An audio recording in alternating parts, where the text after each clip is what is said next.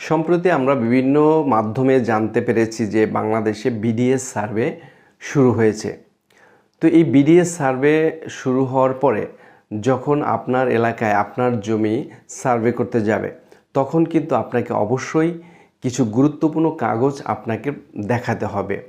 তো সেই বিষয়গুলো যদি আপনি না জানেন তখন কিন্তু আপনার এলাকায় সার্ভে করতে গেলে আপনাকে কিন্তু ঝামেলা পোহাতে হবে। তো সে কারণে আজকের এই ভিডিওটি আপনাদের জন্য উপহার দিচ্ছি।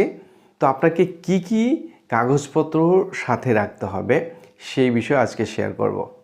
তো ভিউয়ার্স, এই বিষয়টি আগে জানানোর আগে আপনাদেরকে বিডিএস সার্ভে সম্পর্কে একটু ধারণা দিচ্ছি। বিডিএস সার্ভে হচ্ছে বাংলাদেশ ডিজিটাল সার্ভে। তো এই সার্ভেটি সর্বাধুনিক প্রযুক্তি ব্যবহার করে করা হবে এবং এই সার্ভেটি হবে সর্বশেষ এবং দীর্ঘস্থায়ী সার্ভে। যেই সার্ভেটির পরে কিন্তু পরবর্তীতে আবার এই সরেজমিনে গিয়ে আর সার্ভে করার প্রয়োজন হবে না এবং এই সার্ভেটি করার পরে কিন্তু আপনাকে পিছনের যেসব সার্ভে বা খতিয়ান রয়েছে সিএস, এসএ, বিএস, আরএস সব কিছুই কিন্তু বিলুপ্ত হয়ে যাবে। তো সে কারণে এই বিডিএস সার্ভেটি খুবই গুরুত্বপূর্ণ।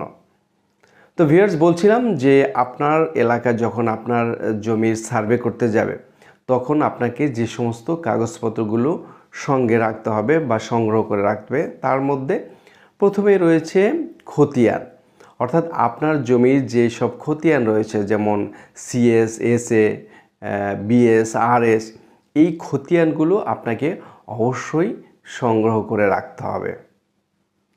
এরপর হচ্ছে আপনার যে জমি সেই জমির মূল দলিল এবং বায়া দলিল, এই দুইটি জিনিস আপনাকে অবশ্যই নিজ সংগ্রহ করে রাখতে হবে। তারপরে যেই জিনিসটা আপনাকে সংগ্রহ রাখতে হবে সেটা হচ্ছে ওয়ারিশ সার্টিফিকেট বা ওয়ারিশ সনদ। আপনারা সবাই জানেন যে ওয়ারিশ সার্টিফিকেট হচ্ছে আপনি আপনার জমির যে মালিকানা হয়েছেন উত্তরাধিকার সূত্রে, আপনার বাবার জমি আপনি মালিক হয়েছেন, সেই জমিটা আপনি যে উত্তরাধিকার হিসাবে ওয়ারিশ হিসাবে মালিক হয়েছেন সেই জন্য ইউনিয়ন পরিষদ থেকে একটি ওয়ারিশ সার্টিফিকেট আপনাকে অবশ্যই সংগ্রহ করে রাখতে হবে।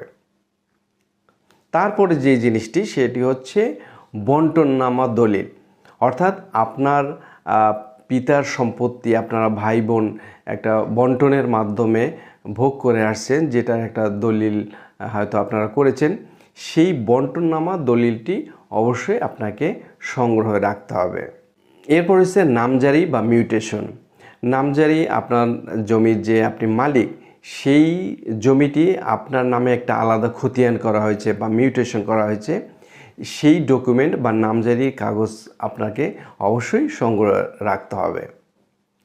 তারপরে সর্বশেষ যেই জিনিসটি আপনাকে অবশ্যই লাগবে সেটা হচ্ছে আপনার জমির সর্বশেষ খাজনা আপনি দাখিল করেছে কিনা, অর্থাৎ আপনাকে যেই খাজনা দেওয়ার পর একটা রসিদ দেওয়া হয় সেই রসিদটি আপনাকে অবশ্যই সংগ্রহ করে রাখতে হবে। তো ভিউয়ার্স, এই সমস্ত কাগজপত্র যদি আপনি সংগ্রহে রাখেন তাহলে কিন্তু আপনার এলাকায় যখন বিডিএস সার্ভে করতে যাবে তখন কিন্তু আপনাকে আলাদা করে কোনো ঝামেলা পোহাতে হবে না। আর যদি আপনি এই সমস্ত কাগজপত্র সংগ্রহে না রাখেন তাহলে কিন্তু আপনাকে ঝামেলা পোহাতে হবে এবং আপনার জমি সার্ভে করার জন্য বিলম্ব হতে পারে। তো অবশ্যই আপনারা এই কাগজপত্রগুলো সঙ্গে রাখবেন। তো ভিউয়ার্স, এই বিষয়ে যদি আপনাদের কোনো কমেন্টস থাকে, জানার থাকে, অবশ্যই কমেন্টস করে যাবেন। ভালো থাকবেন। পরবর্তীতে এ ধরনের ভিডিও নিয়ে আবার উপস্থিত হব। টিল দেন, আল্লাহ হাফেজ।